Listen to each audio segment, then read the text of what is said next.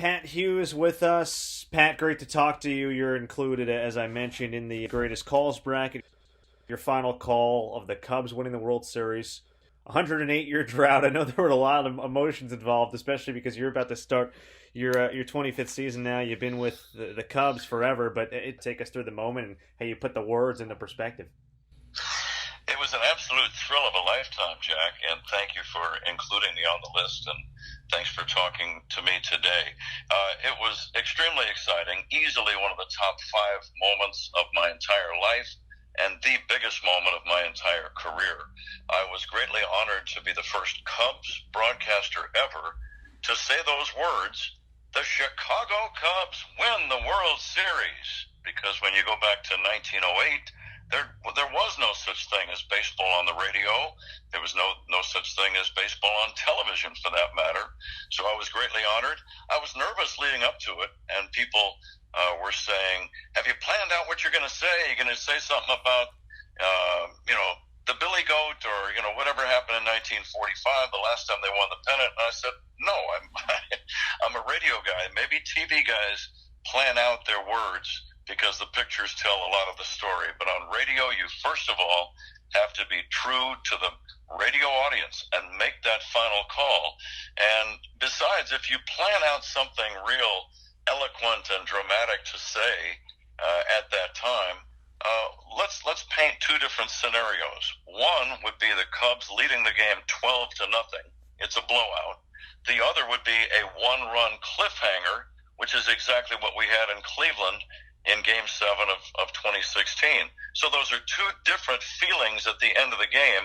If you planned out something to say, it might fit one of those 2, but it might be completely inappropriate for the other situation. So I just wanted to call the last play. I remember the slow bouncer to Bryant, and I remember waiting for the umpire, Joe West, to make the call at first. I saw Chris Bryant slip as he made the throw. The throw sailed a bit, but Anthony Rizzo was very tall over at first. He reached up without too much trouble and pulled it in. And then I saw Joe West pump out the right fist, signifying out number 3, ball game over. And then I said the Chicago Cubs win the World Series. And then I described the Cubs pouring out of the dugout like a bunch of delirious 10-year-olds. And, it's funny. When you listen to it later, you are so much in the moment that you don't even realize that you say certain things. I said at some point, I think right after the Cubs pile out of the dugout like and jumping up and down like a bunch of delirious 10-year-olds, I said, "The Cubs have done it." And when I heard that later, I had absolutely no recollection of saying those words. But then we talked about the longest drought. I wanted to say the longest championship drought in the history of American sports is over and the celebration begins, but the word championship just kind of got lost. So I tell people, I say, it's not the greatest call that's ever been made.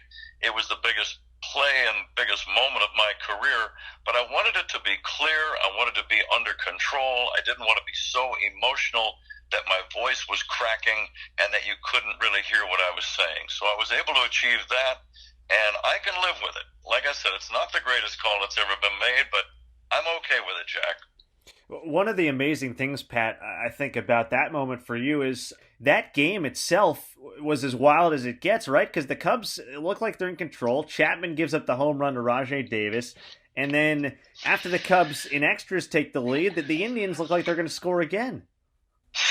It was a typical baseball game between 2 very good teams. They were the best teams in the league by definition, winning the pennants and meeting in the World Series. So it did not surprise me that the Indians came back. I've seen many games like that in the regular season. I remember the following spring, we had Tom Verducci, the great writer for Sports Illustrated, on the air with us. He was promoting his book that he had written about the Cubs, and we invited him on Cubs radio. And I said, "Tom, where in the history of Game 7s would you rank that game between the Cubs and the Indians?" He said, "I would put it number 1. Number 1 because of the sheer drama and because of the fact that both teams, not just the Cubs, but the Indians, have not won a world title since 1948. So you had a combined drought. Well, the Cubs 108 and the Indians at 68, I guess it was, or would it be? Right. No, it'd be, let's see, 52 plus 16. Yeah, 68.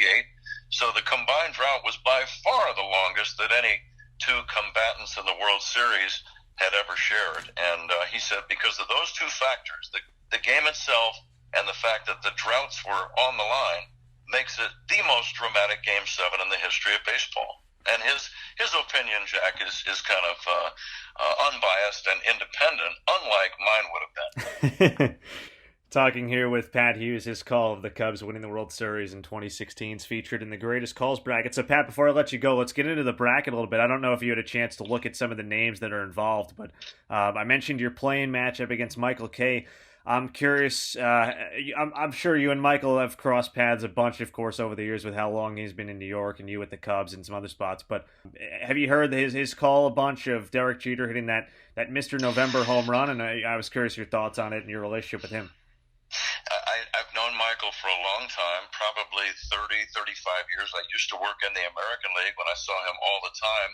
I was with Milwaukee and Minnesota One year before that. So, yeah, I've known Michael forever. He's a great guy, excellent announcer. I cannot pinpoint the exact call that you referenced, but I'm sure he's done a good job on it. But, no, I have not heard. I looked over the list kind of casually. Of course, I saw Vin Scully's name there with the Henry Aaron 715th home run. Vinny was on Dodger radio at that time.